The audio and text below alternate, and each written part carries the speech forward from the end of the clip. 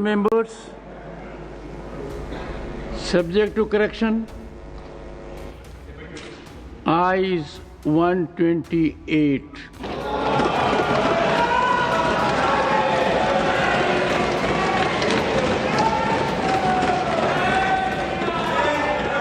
Noes 95.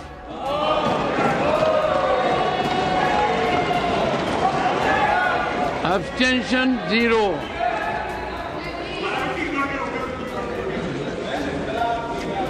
The bill is passed.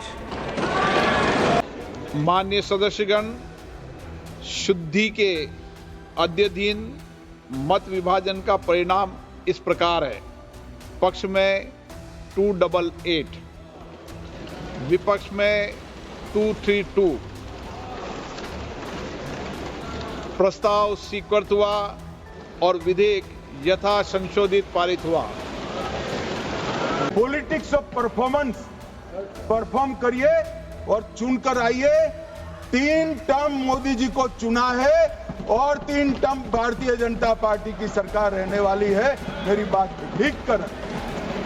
मान्यवर, ये bill जमीनों की सुरक्षा प्रदान करेगी। मान्यवर, किसी की जमीन अब घोषणा मात्र से वक़्फ नहीं बनेगी, उसको प्रोटेक्शन, निजी संपत्ति जो आम नागरिकों की है वो भी सुरक्षित हो जाएगी।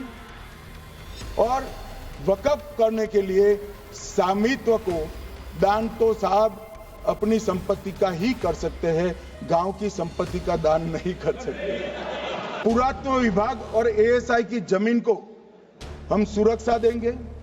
आदिवासी भाइयों की शेड्यूल 5 और शेड्यूल 6 की जो जमीन है वो सुरक्षित हो जाएगी।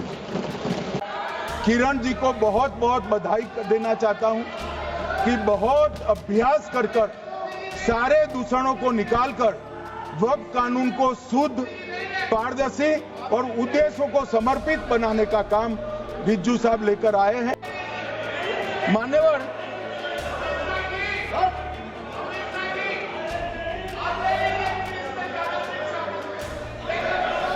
बैठो। बंगाल में आकर कहूंगा ये राजनीतिक हिसाब किताब का अखाड़ा नहीं है। छाती पर ठोक कर कहूंगा ज्यादा सिखाएंगे। मान्यवर, 2013 में अन्यायी कानून आया। भाई करने थोड़ा शांत हो जाएंगे। ये 26 के कारण डरे हुए और कुछ कारण नहीं। चुनाव जो है ना, ये हमारा स्पष्ट सिद्धांत है भारतीय जनता पार्टी की, मोदी सरकार का, कि वोट बैंक के लिए हम कोई कानून नहीं लाएंगे। कानून न्याय के लिए होता है, कानून लोगों के कल्याण के लिए होता है। 14 से मान्यवर, जातिवाद, तुष्टीकरण और परिवारवाद को एक साथ नरेंद्र मोदी ने समाप्त कर विकास की राजनीति इस देश में प्रस्तावित। मान्यवर, एक फैशन हो गया। राम जन्मभूमि का मंदिर बनाने की बात आई तो इस देश के अंदर खून की नदियां बह जाएगी, मुसलमान रोड पर आ जाएगा, मुसलमानों का ये हो जाएगा, वो जाए, ट्रिपल तलाक, फिर से डर, सीए आया कि मुसलमानों की नागरिकता चली जाएगी।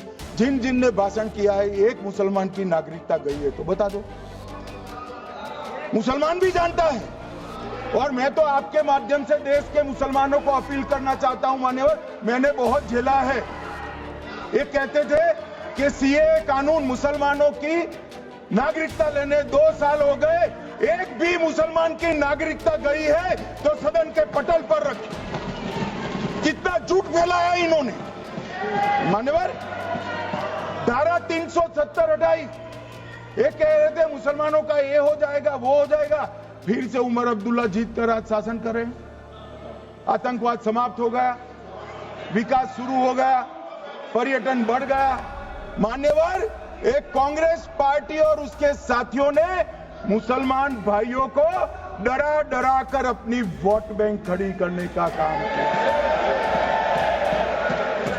हम नहीं डरा रहे मुसलमानों को, आप डरा रहे हो भाई। आप कह रहे हो ये हो जाएगा। मैं कहता हूं इस देश के नागरिक को किसी भी धर्म का हो कोई आंच नहीं आएगी मान्यवर। ये नरेंद्र मोदी सरकार का सरकार। कई सारे ऐसे मुसलमान भाई हैं जो वक्फ के कानून को अंदर दायरे में आना नहीं चाहते। मुझे मिले थे वोरा समाज वाले, वोरा समाज है, अहमदिया है, कई सारे ऐसे समुदाय हैं, सिया भी है, पसमंदाओं के भी कुछ ट्रस्ट है। वो सभी को मैं एक आनंद का समाचार देना चाहता हूं, अब मुसलमान भी ट्रस्ट एक्ट के अंदर अपना ट्रस्ट रजिस्टर करा सकता है। इसके लिए कंपलसरी नहीं है कि वो वक्फ के कानून में भी जाए, चैरिटी कमिश्नर एक्ट के तहत वो करने वाला है। एक बात कही कि जो योगदान था वक्फ बोर्ड का वो 7% से घटाकर 5%। मान्यवर, अब ये जो कह रहे हैं ये मुसलमान भाइयों के हित में कह रहे हैं जिसका विरोध कर रहे हैं या अहित में? अगर 7 से 5% हमने कम किया तो कहां जाएगा? वो वक्फ में रहेगा।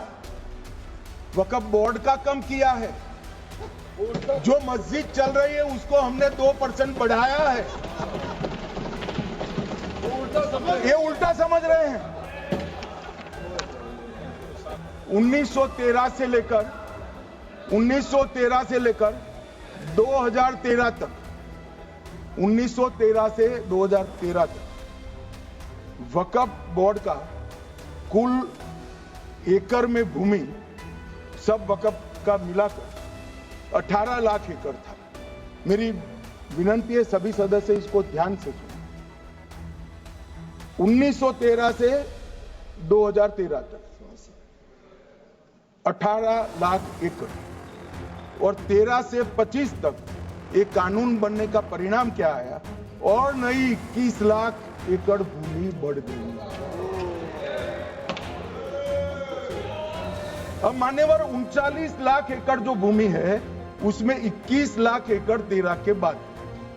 अब ये कह रहे हैं कि इसका दुरुपयोग नहीं हो रहा है मान्यवर। और लीज पर दी गई संपत्तियां 20,000 थी और 25 में रिकॉर्ड के हिसाब से, हो सकता है गलत भी हो सकता है, रिकॉर्ड्स के हिसाब से 0 हो गई। तो मान्यवर संपत्तियां कहां गई? मान्यवर बेच दी गई। किसकी संपत्ति से, किसकी परमिशन से बेचा? मान्यवर कोई भी फैसला, ये देश की अदालत वो फैसले तक रुचि नहीं रखेगी। नागरिक ग्रीवेंसेस लेकर कहां जाएंगे? जिसकी भूमि हड़प कर ली गई वो कहां जाएगा? ऐसा नहीं चलेगा। आपकी वोट बैंक के लिए आपने किया था, हम खारिज कर रहे हैं, हम खारिज कर रहे हैं। ऐसा नहीं चलेगा। अदालत में जाइए, जिसको ग्रीवेंसेस है इधर और साइड से, और अदालत न्याय करेगी। न्याय के लिए तो अदालतें बनी है।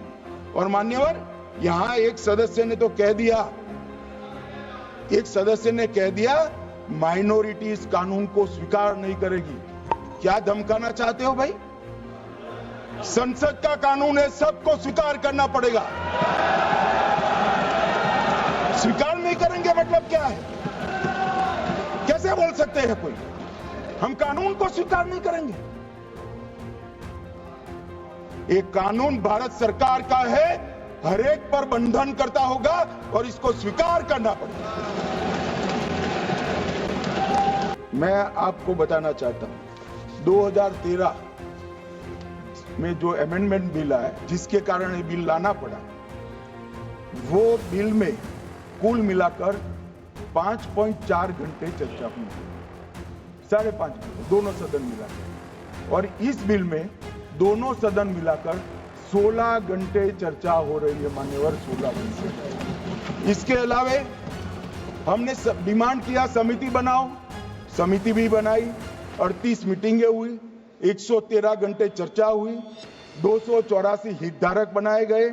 वक्फ बोर्डों की संख्या जो उपस्थित वक्फ बोर्ड भी हुए राज्यों के 25 हुए, राज्य सरकार के प्रतिनिधि 15 राज्य सरकारों के आए, सांसद 8 हुए, विधायक विधान परिषद 7 हुए और अध्ययन दौरे 3 किए गए और अल्पसंख्यक आयोगों को भी 5 बुलाया गया। ये सबसे 92.68 लाख करीब 1 करोड़ सुझाव देश भर से ऑनलाइन आए। इसकी मीमांसा कर ये कानून बना है। आप ऐसे इसको खारिज नहीं कर सकते हो पूरी प्रक्रिया को।